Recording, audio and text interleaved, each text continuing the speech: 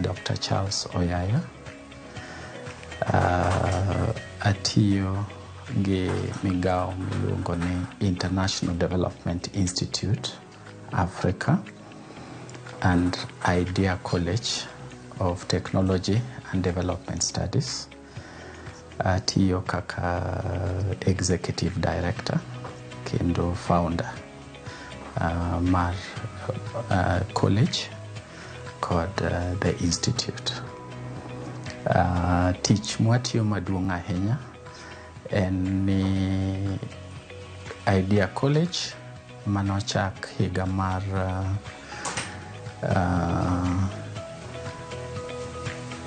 2012 Siaya County, Siaya Town. Ne wachake mokwongo mondo wachiw thuolo ne rawere mondo wakonygi mondo gibet jogo motiegore e yore mag dongruok, tok dongruok kende bende weche mag ngima, moloyo ngima mag gwenge. Bende ne wachake mondo watieg jogo ma inyalo wach ni jotelo mongirore kalure gi tim maber mar tich. Ne wachake e dala mar Siaya mana kaka wacho, to higa manyokalo matarik mar higa 2024 ne wachako campus ma Nairobi Metropolitan ema wantie.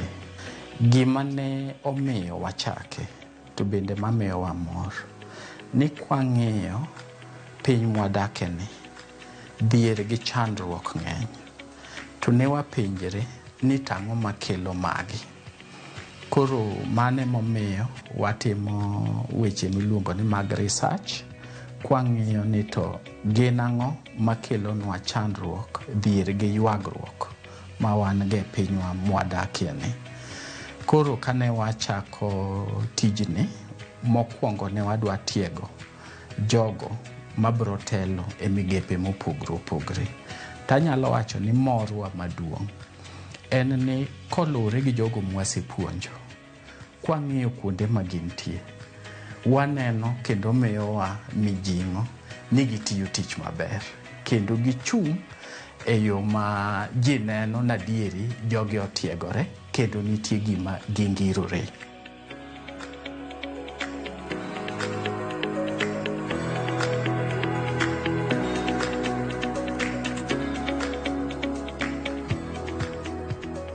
CIC wasewuothogo kuom ndalo mogwaro mang'eny, kapo ne ago kwan moloyo kata higni 15. Mokwongo kane wachako kodgi, ne gimiyowa insurance mar ngima miluongo ni medical insurance, kendo jok mwatiyogo duto, jotich ma wango, ne nigi cover. Mar ariyo, mtokni mwanyalo bet ni wango, jo CIC ema uumogi, kendo anyalo wacho ni kapo nini osebet yo mora mora ma kata nitie chwanyruok moro miluongo ni accident, to kwasebet ka wan gi chandruok mora mora, kapo ni wadwaro mondo gikonywa kaka giumowa. Kata mana mar ngima okwasebet gi ywak mora mora. Kapo ni kata ng'ato odhi osiptal to obro yudo kony modwaro, kendo igaga simu ne agent ma konyo tiyudo ka giduogo iri e yo mapiyo. Kendo anyalo wacho ni kaka organization bende nitie product ma wango e money market product margi ma otonglo moro moka wadwa tiyogo sani to wanyalo keto kanyo kendo miyo wanyenyo mowinjore, kendo kanyo waseneno ka onge mibadhi moro amora. Gisebet ka gitimonwa kaka owinjore. Kapo ne dwaro otonglono nikech in gi dich moro, tiyudo ka igo simo ne agent to giloso mapiyo. Koro anyalo wacho ni CIC wasewuothogo maber. Mokwongo anyalo wacho ni ka wakano omuomo moro kodgi mondo mi wanyenyo yot, kendo ka go mana kompyuta na tabro neno kaka gidhi mbele gohala, kendo ka en interest, ka en odiochieng' ma kawuono kata dwe ma wantie ni, abro neno ni interest en lese atamalo 8. Ka market odhi maber, kuchopo 12 taneno. To ka pimo gi masebet go e bengi mamoko gi, to ena kaka nomi atamalo 4 cha, mane en. Kata chiro lokre, to en mana kaka ne en no. Koro iyudo ni pesa be maging'ado, nigi kano ni pesa bende nitie. Koro ameng'a piny kata gikone, koro kine berne. Emomiyo ka pimo tudruokwa gi CIC gi tudruok ma wan go gi bengi mamoko, aneno ka nitie pogruok maduong'. Kalure gi tudruok mwasebet go gi CIC, kendo ber mwaseneno, walande, kendo jogo moloyo jok madwa kao cover mora mora, kata dwa kano pesa gi, kata omuom magin go, moka gidwa tiyogo sani, watemo jiwogi mondo kik ging'i kamora mora, gidhi kuom CIC, nikech ber mwaseneno. Wanyalo chung' oko e laro mwago koko ni gini ber. Mokwongo ohala mora mora dwaro chiwruok. Kendo ohala mora mora ma kelo lokruok, mana ok ni yudo mana profit, en ohala mang'iyo ni to piny inyalo lok nang'o. Mano gima duong'. To mar ariyo,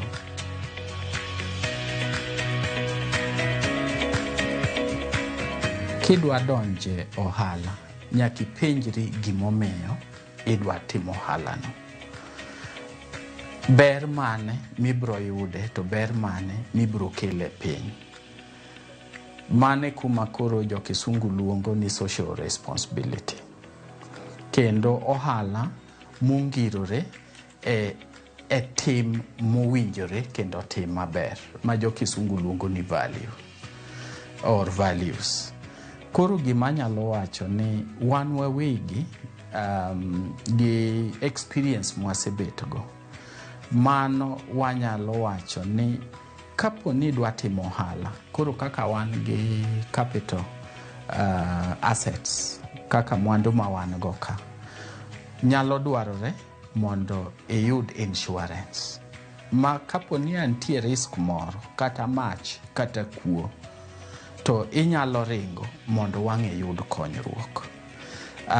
Mar ariyo, en kaka iyudo nyinyo, to ipenjori ni to nyinyo ma ayudo ni, adwa tiyo kode sani mondo rum, kose anyalo kete mondo mendo ohanda mondo nya, kata mondo akane ayud nyinyo e yo mopogre, kaka wach ni keno gi jo CIC mwasetimo no. Mar adek en welfare ma staff. Kaka tich mwatiyo en rieko gi chiwruok mag jogo matiyo ema duong'ie moloyo gimoro amora. Koro jogi nyaka ritgi, nyaka ng'i ni to ngima gi chal nade. Koro kwang'igi ang'iya kaka jo kisungu luongo ni resource, to wang'iyo gi kaka ji mantie gi dwaro margi. Achiel kuom dwaro gi no en kaka bet gi medical insurance. Tuo kong'i sama nyalo biro. tuo kong'e sama nyalo bire. Koro miyo magi ka wang'eyo to wawacho ni onge gima duong' capital maduong' molo ji matiyo. Koro miyo welfare gi nyaka bed priority. Koro unyalo yudowa e website mamarwa ma en www.ideacollege@ac.ke. Unyalo yudowa namba simo ma en 0722 75 9942.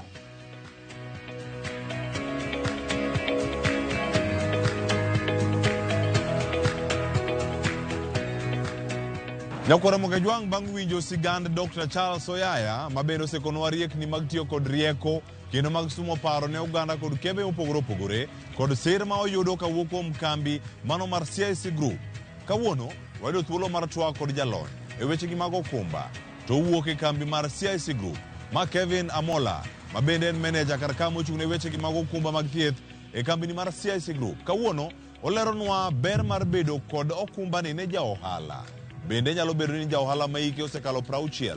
Ma en kinde mari mar bedo kod okumba ni. Wawinjane kako lerono mathoth. Ani luonga ni Kevin Amola, jako yugi. CIC ka osetiyo mar higni 10, antie subsidiary miluongo ni CIC General Insurance Business e class mar medical. So class mar medical ka ema koro asetiye, manyiso ni nitie ka ji mang'eny mosebedo ka tiyo ohala to onge gi protection mar health margi. To joluo wacho ni ngima en mwandu.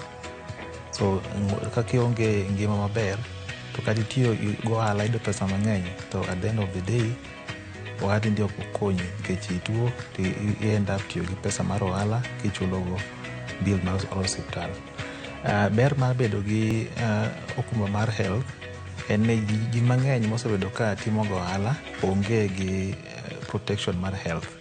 Idendo gi protection mar health gi dongere. Mondo mi bed gi protection mar health konyi nikech kitiyo ohala tionge wasiwasi. Ndalo mang'eny yedo ka wan joma tiyo Nairobi koni in gi janyuol ni dala onge health protection, tuo koni nyaka bed ni ringi kwa osip moro pesa matin mondo mi ikete ohala.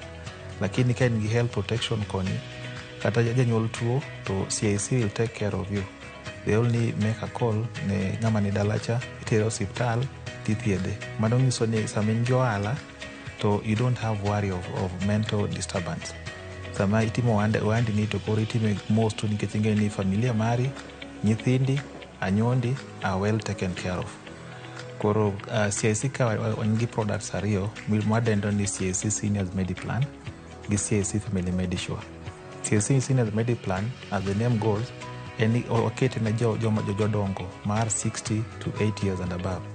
Koro mondo idonje e cover ni nyaka bed ni over 60 years of age mondo wa enroll e CIC Seniors Mediplan. CIC Family Medisure target nyithindo between 18 to 59 years. Koro mondo mi donj kaendi, the processes are simple. CIC oketo products gi bechgi ni piny kabisa ki compare gi industry.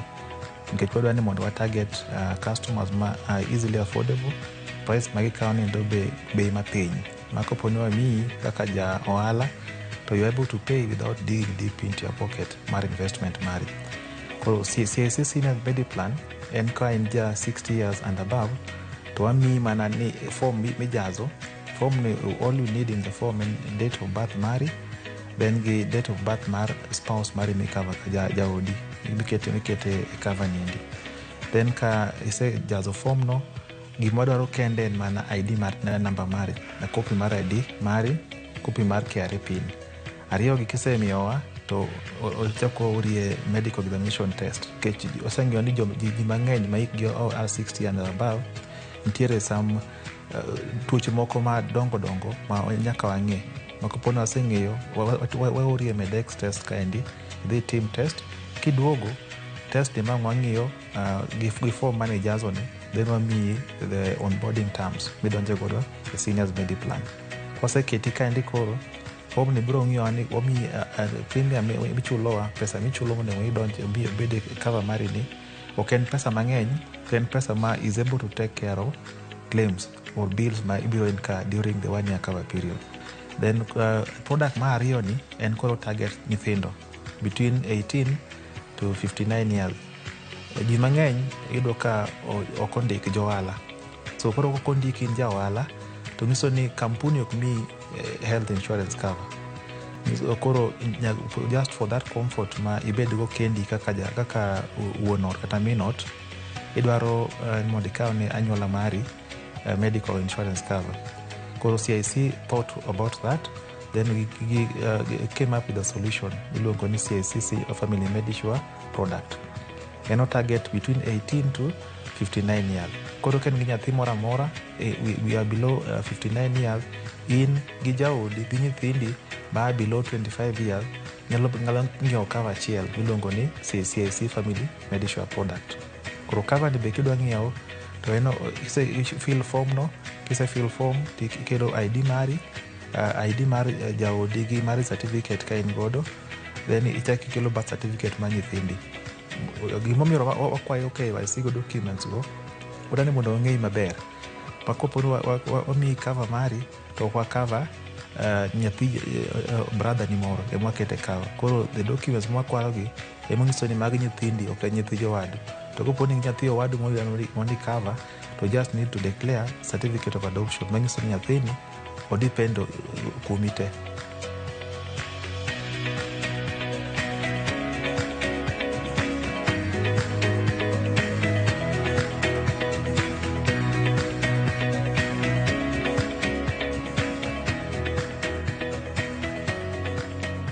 Jo ohala matindo gi madongo, CIC group nigi offer mar medical product class CIC Seniors Mediplan.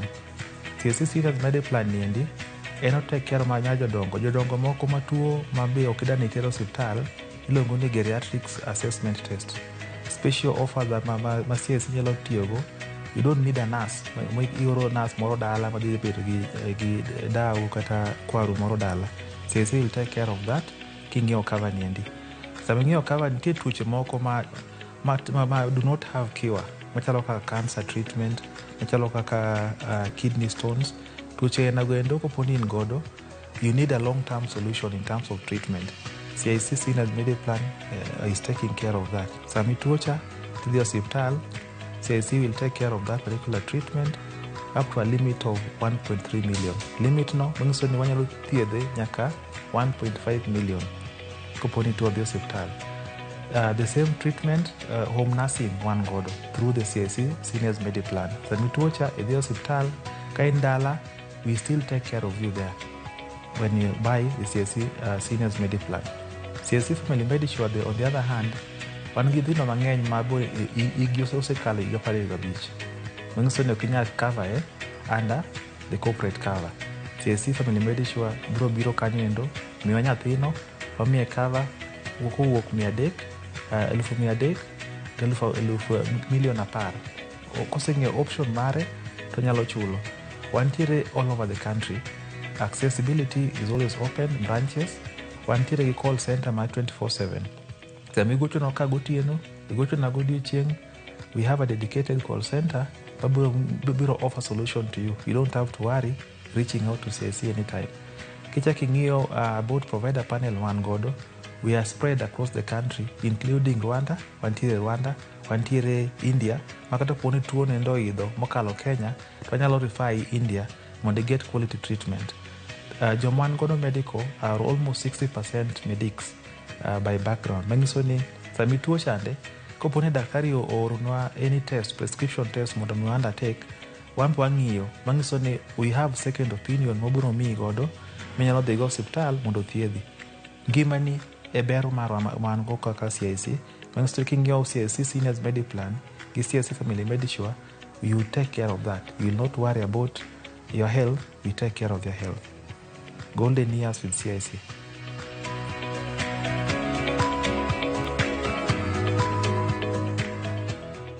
Nyagora Mogejwang, sigana ka sigana ni gimoro mapuonjre, ageno ni in bende yudo thuolo mar ng'eyo matut kotenore kod okumba mago mag thieth ahinya ne jo ohala kendo kaka okumba nyalo konyi e ohala ma itimo. Ang'e ni kanyo nitie namba mane okoni kar kanyo luw thuolo mar mondo midie kendo yud mathoth kotenore kod okumba e yo ohala. Wakaw yweyo masani chenro mar ohala gi Mwandu kaduogo abiro ka kod ja ohala mar juma. Kik idhi mabor.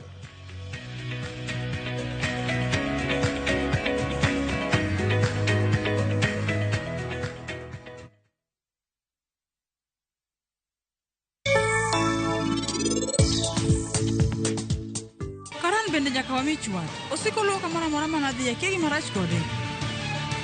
Antie gi paro moro. Kiny kochopo gokinyi ibiro timo gima an awachoni. Moingo gimoro amora e piny kae, an mana gi yie kuom hera ma wantie godo sehera. Nikech hera marwa en mar adier.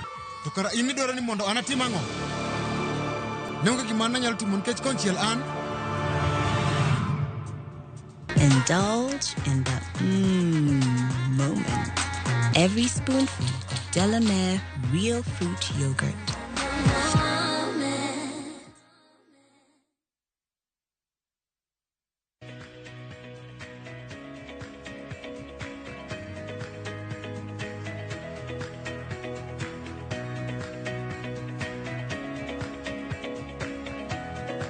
Machiegni kendo nyako Ramogi jwang' e chenro mar ohala gi Mwandu. Kendo en moro marani pod ikete karka e chenro ni. Arne wachaki nyaka sani wapod wadhi nyime kode. Mana mondo mi wakoni nyalo yudo thuolo mar oro ote machuok. Kokalo SMS line wa ma en 2360 kata mbui mar Facebook kod mano mar YouTube kendo wakacha Ramogi TV. Ichako kanyo kod ohala gi Mwandu timiwa paro kaka wanyalo bero chenro ni. Nyako Ramogi jwang' e kidieny mwachope mar ja ohala mar juma. Wamenyo siganda fundi mathedo chumbe. Nyako Ramogi jwang' chuma ni nyalo lose obed dhot, obed dirisa. Ilos kode nyaka chumbe mag gero duka. Ma en sigand George Nyamunde matimo ohala ni aluora ma Kariobangi. Kendo nyaka sani nyako Ramogi jwang' en ohala mosetimo kuom higni mohewo 10. Nyaka sani moro oyudo kanye odhach kod ohala ni machal nade. To bende gino mamore ahinya gin mage. Nitie jogo mondiko mapile ka pile dok pacho gi gimoro ma ginyalo chamo kata gino ma giting'o ka gidhi gore godo kuom joodgi kata joutegi. Sigana ni nochake e yo machal nade. To nyaka sani nyako Ramogi jwang' odhach kode e yo mane. George Nyamunde mano e ja ohala wa mar juma.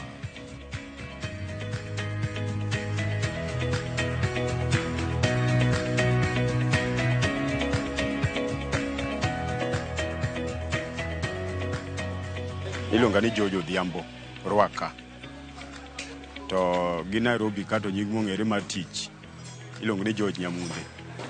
Koro ohala matimo ni en metal works and fabrication. Waloso gimoro amora ma inyalo tim gi chuma. En ohala masetimo kana chake 92 to sani wan e 2025. Hapa ne en gimoro 33 years. Tija ni miya mor nikech seche moko anyalo wuok ot ka onge gimoro to ka biro ka tayudo gimoro matin manyalo konyorago. Mano mor maneno ka tija ni miya. Kendo tija ni seche moko ka antiere i tija ni to onyalo miya pesa ma kata anyalo timogo gimoro amora. Anyalo wuok Nairobi kata dhi dala kendo aduogo. Mago mor ma tija ni miya. Procedure mar tich moro amora kata kiwe mar welding ni. Tich moro amora nyaka ibed gi thuolo. Makata ka koro iwacho ni idwa dhi donje tij welding to nyaka ikaw time ni ibed kanyo ma kata wuon tich mang'isi ni to koro in sawa. Koro ka chiwo for example kaka an kana biro South ka to na donje iro wadwa. Koro kana donje iro wadwa no bed kodgi kamoro gimoro ma dhi higni 3 kae taweyo wadwa no. Koro kana weyo wadwa no ndalo mane watiyo kode ne nitiere ga jirande moro ma bene wang'o welding. No luonga ni koro neno ka aber kode mondo mi wati kode. Koro kane oluonga tan bende nang'ise ni asan to koro an thuolo aneno ka nyalo timo gimoro amora. Anyalo biro mana ka thuolo madhi jirande no. Koro jirande no ema nwatiyogo mobedo kode kanyo higni 15. Koro kane ochopo higni 15 go ema an bende koro aneno ka koro giga ng'eny. Awacho ni mondo koro an bende arang kaka nyalo yudo mara mabede kenda. makata ka yudo nyathi moro matreni to wanyalo bedo go maonge buok mora mora.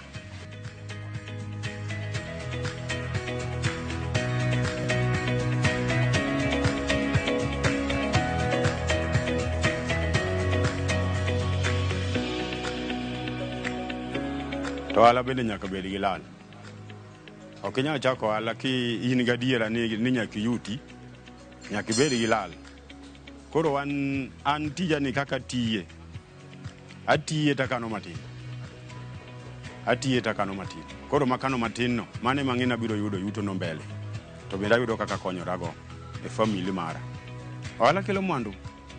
To kaluwore mana gi bidi mari miketo. Kikayo maonge bidi, to bende ok onyal kelo ni mwandu. Koro ohala nyaka ifumlia. Ohala nyalo kata tigo higni 50. Kapod ok yudo kata gimi dwaro no. Tinyalo kata tigo higni 10.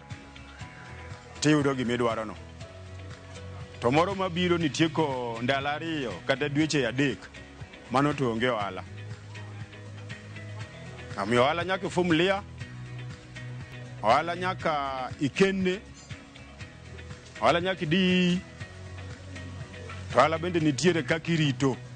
To alosa gimoro amora ka. Obed ni gi structure mar gimi dwa no loso no. To mano waloso ne customer. Waloso wheelbarrow, waloso kitanda, waloso gate, waloso dhot, aloso mukokoteni, aloso side mirrors madhano rangorego e udigi. Any structure ma customer biro go aloso. Waloso kiosk, wagero nyaka ute. Gi kama iyuda Kariobangi South ka, barabara mar Mautini. Mano ka ng'ato ogochona tamiye map. Kata noayo dhi Kakocha, tang'isi ni be throughout a ring road. Iyudo roundabout moro matin no, tikross on your left. Namba mar simu minyalo yudago kata through WhatsApp en 0725 98 91 87.